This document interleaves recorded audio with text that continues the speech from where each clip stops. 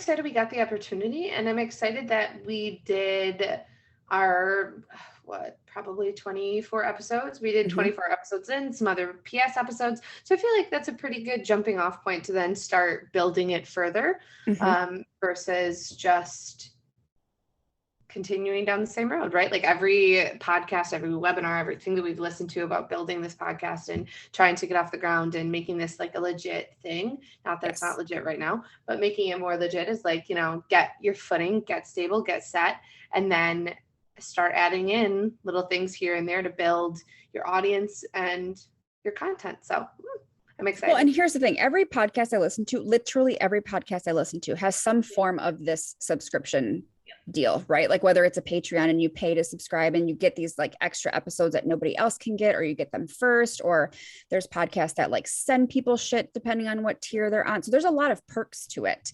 And here's the thing. At some point, I'm probably going to have to start paying my brother to mix our episodes. Like he's doing work, you know what I mean? And this will help do that. Like this will help get us further and all of that stuff. So for anybody who does subscribe, we thank you now. And you guys are amazing. Yes. And also anybody who listens, obviously. Anyone who wants to listen to us cackle back and forth.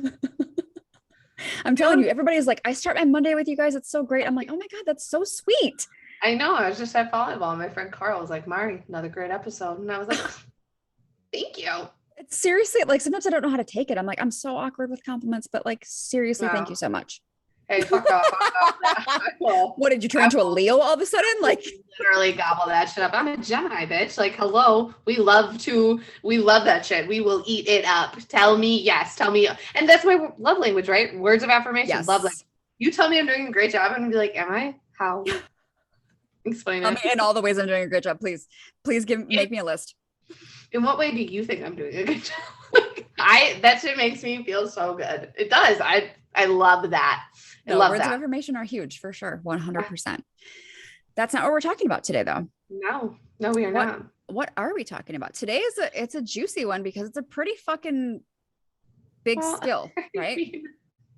What's your definition of juicy? Well, and this is not situation. I have the tea. No, I'm not like spilling the tea. I'm not spilling the tea. However, when I first learned about this, I was like, oh fuck.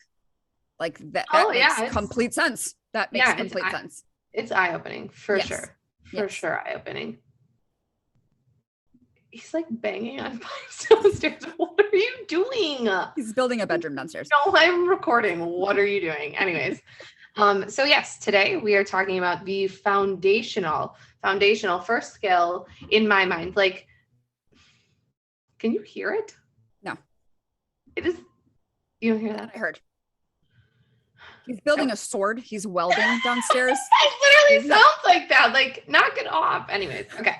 Focus. ADHD brain. Okay.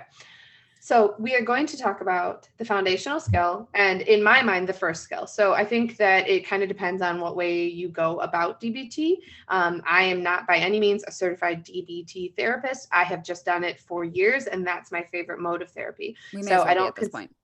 Right. I mean, like realistically, I don't want to go through the PESI certification for that shit because I'm sleeping. I'm like, I'm already doing the ADHD one. And I'm like, yeah, they didn't talk about this being made for ADHD people. Like, oh my God, get to the point. Like, but anyways, so I think that this is the first skill that should be taught. And it is the first skill that I teach. So basically, if you think about a Venn diagram, which I always explain to people as the two circles that intersect, because until DBT, I was like, what's a Venn diagram? I'm not in high school anymore. We didn't really talk about that in college. Like we did probably in our psychology classes, but I was probably not paying attention because I was like, I'm going to save the world. I'm going to be a social worker. Glad that ship sailed. But so Venn diagram, two circles intersecting.